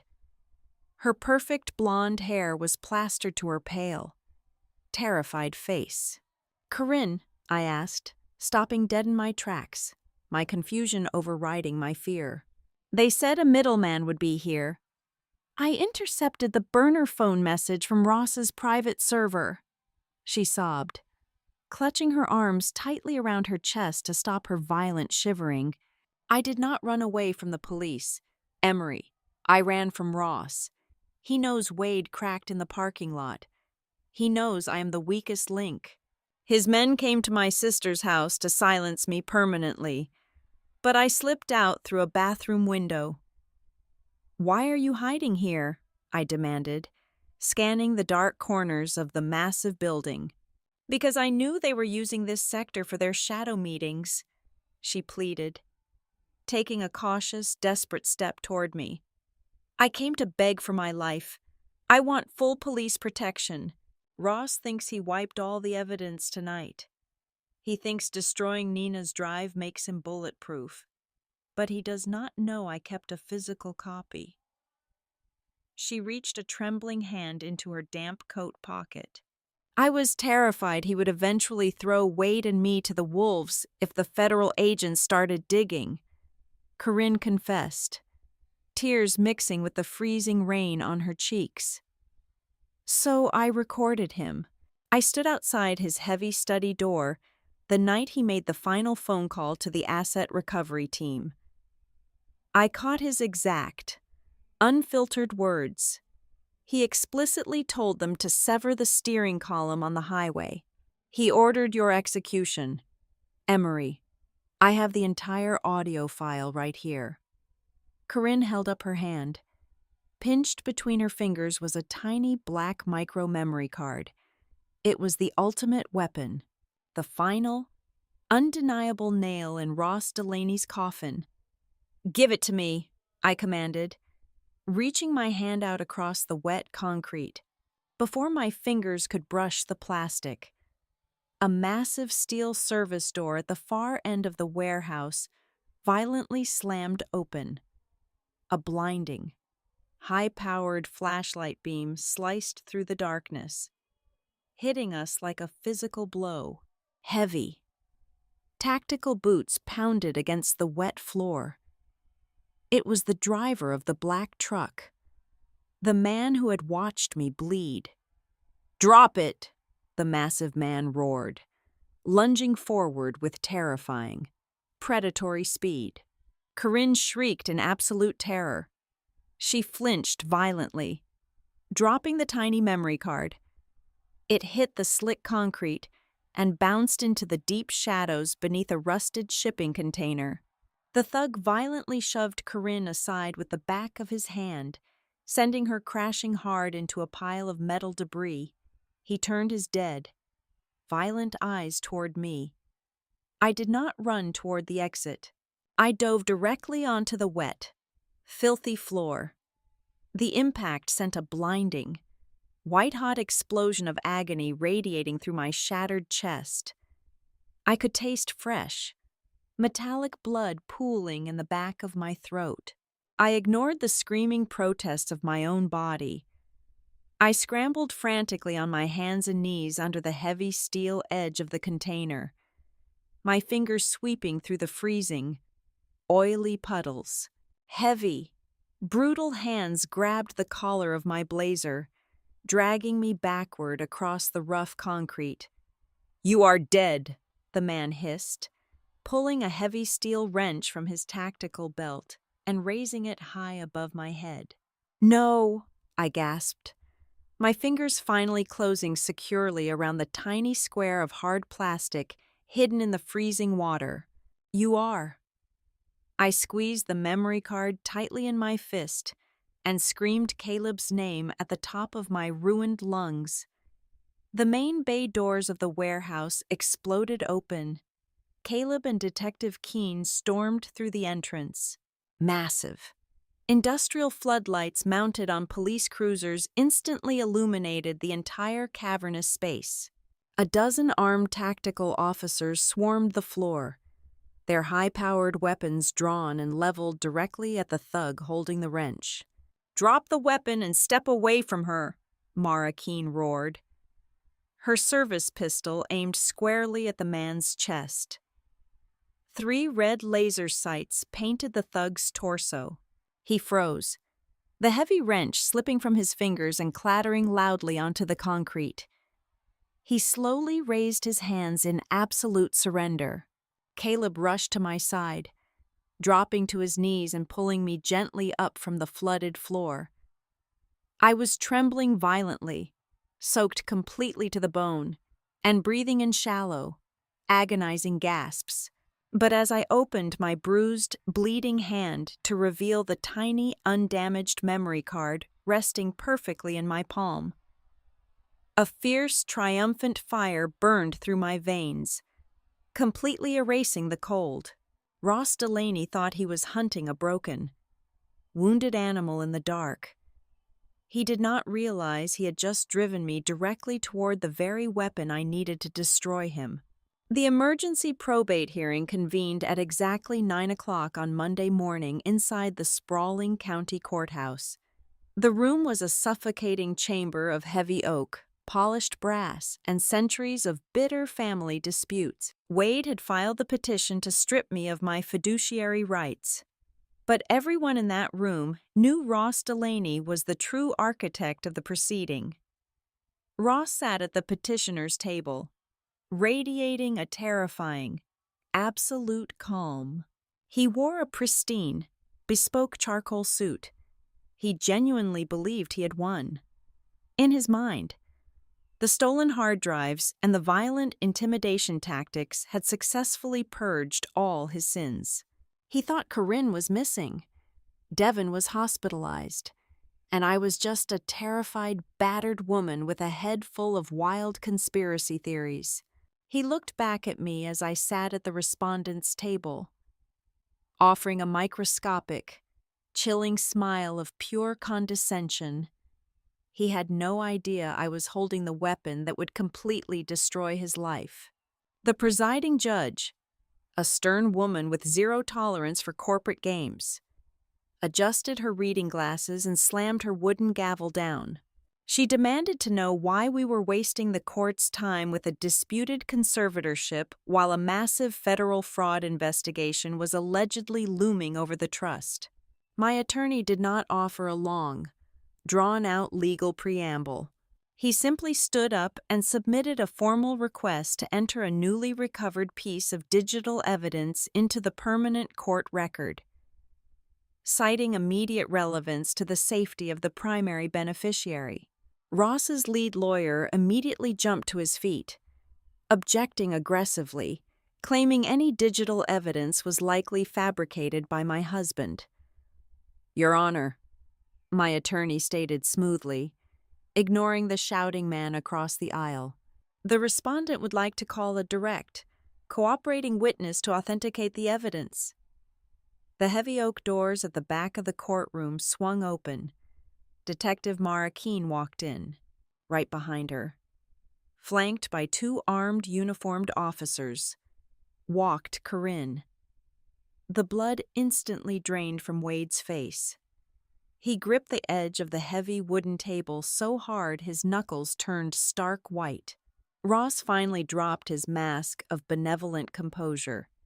His spine went entirely rigid. He stared at Corinne with a look of absolute, unadulterated venom. Corinne did not look at her husband. She did not look at the monster who had threatened her life. She walked directly to the witness stand, raised her right hand, and swore an oath to tell the absolute truth. Under the sharp questioning of my attorney, Corinne laid the entire conspiracy completely bare. She detailed the stolen spare key. She outlined the falsified dinner party. She confessed to paying the rural mechanic with cash provided directly by Ross. And then, she confirmed the existence of the audio recording. "Play the file," the judge ordered, her voice echoing sharply in the silent room. The court clerk connected the tiny black memory card I had salvaged from the flooded warehouse to the central audio system. A heavy static hiss filled the courtroom, followed by the unmistakable, chilling voice of Ross Delaney. "The timeline is absolutely critical." Ross's recorded voice echoed off the wood-paneled walls. "I do not care how you dismantle the suspension. Just ensure it fails at maximum velocity. If a wheel comes off on the highway, no one calls it murder. They call it a tragic automotive defect." The silence that followed was absolute. It was the heavy, suffocating silence of a lethal trap snapping entirely shut. Wade broke first. The sheer weight of the undeniable proof crushed whatever fragile sanity he had left. He collapsed forward onto the defense table, burying his face in his hands, unleashing a raw, pathetic wail. "He made me do it!" Wade screamed, pointing a violently shaking finger directly at Ross. "I was drowning in debt. I owed millions to private creditors. Ross said the trust was the only way out. But you would never sign the release. He promised me that if you just disappeared, the financial crimes would be permanently buried, and I would get the entire estate." Ross did not say a word. He slowly stood up, adjusting the cuffs of his expensive shirt, calculating his next move. He looked toward the heavy double doors, mapping out a silent retreat. He never made it past the wooden railing. Detective Mara Keene stepped directly into his path. She did not read him his rights in a soft, polite whisper. She projected her voice so every single person in the gallery could hear the absolute finality of his downfall. "Ross Delaney, you are under arrest for conspiracy to commit murder, massive wire fraud, and severe corporate embezzlement," Mara declared, her voice ringing with cold authority. She grabbed his arms, spinning him around forcefully. The sharp, metallic click of the heavy steel handcuffs locking securely around his wrists was the most beautiful sound I had ever heard in my entire life. Simultaneously, arrest warrants were actively being executed across the city. Heavily armed tactical units were raiding the industrial park, arresting the thugs who drove the black truck. The entire house of cards collapsed in a matter of minutes. The judge aggressively struck down the conservatorship petition. Wade was immediately taken into police custody as a primary co-conspirator. As they led my brother away in handcuffs, he looked back at me, his eyes begging for a mercy he absolutely did not deserve. I looked right through him. He had traded my life for his own comfort. He was no longer my family. Before the hearing officially adjourned, Detective Keene approached the bench and formally submitted a secondary file. It contained the complete digital forensics provided by Devin Pike and Nina Boone. Your Honor, Mara stated firmly, the police department wishes to formally and publicly clear Caleb Sutter of any and all suspicion regarding the attempt on his wife's life. The anonymous package framing him was traced directly to a proxy server operated by Ross Delaney's personal executive assistant. Mr. Sutter is entirely innocent. I look back at the gallery. Caleb was sitting in the second row. His shoulders, which had carried the terrifying weight of a murder accusation for weeks, finally relaxed. Tears streamed freely down his face. I offered him a fierce, loving smile. We had walked through absolute hell, and we had survived the fire together. I did not seek my revenge with a heavy steel wrench or a severed brake line. I am a risk analyst. I destroy people by dismantling the very foundations of their power. By 3 o'clock that afternoon, I sat in the sprawling, empty executive boardroom at Northline Risk Partners. The massive $42 million transaction was officially dead. The Solmere Shell Company was flagged by federal regulators. I drafted a series of merciless legal directives. I completely froze every single bank account associated with the family trust. I ordered a ruthless, 90-day forensic audit to trace every single penny Ross had stolen over the last decade. I initiated massive civil lawsuits against his consulting firm to forcibly claw back the $6,800,000 he had siphoned from the Environmental Reserve. He was going to spend the rest of his miserable life rotting in a federal penitentiary, completely stripped of the wealth he had killed to protect. My lawyer placed the final document on the mahogany table. It was the Absolute Asset Preservation Order. It permanently locked Ross, Wade, and my complicit mother out of the family empire forever. I picked up the heavy gold pen. My right hand was still wrapped in thick, white medical bandages. Deep, jagged purple scars traced their way up my forearm, a permanent, physical reminder of the violent metal that had almost ended my story. The pain in my ribs was still a dull, persistent ache. But as I pressed the nib of the pen against the thick paper, my hand did not shake. I signed my name with bold, aggressive strokes. I finally understood the terrifying truth of my own existence. The weapon that nearly killed me on that highway was not a modified lug nut or a severed computer wire. The real weapon was the blind, foolish trust I had placed in the people who shared my blood. They taught me the most brutal lesson a person can ever learn. Family is not defined by a shared surname. Family is defined by who stands beside you when the wheel comes completely off. Thank you so much for listening to my story.